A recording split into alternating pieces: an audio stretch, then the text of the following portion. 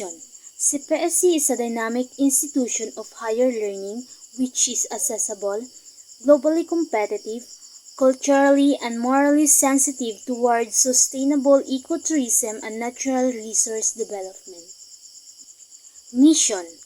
Pursuant to Section 3 of Republic Act 7923, the college shall provide professional, technical and special instruction for special purposes and to promote research and extension services, advanced studies and progressive leadership in agriculture, forestry, engineering, arts and sciences, and other relevant studies. Quality Policy.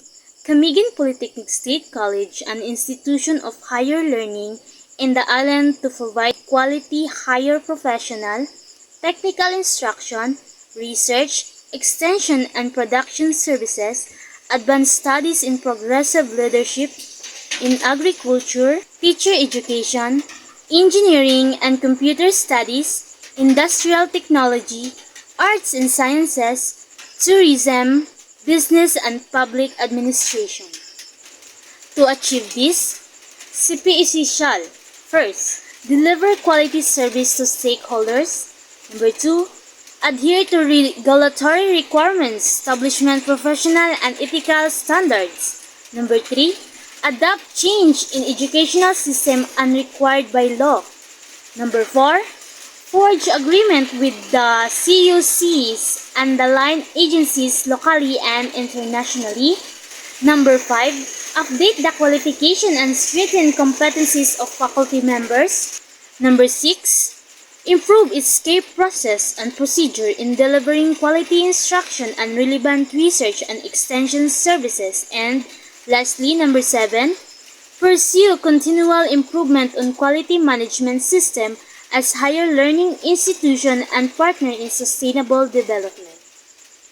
Objectives. Number 1, to offer excellence and relevant baccalaureate degree programs in agriculture. Number 2, to produce quality instructional materials relevant to the degree program. Number 3, to inculcate moral values for total human development.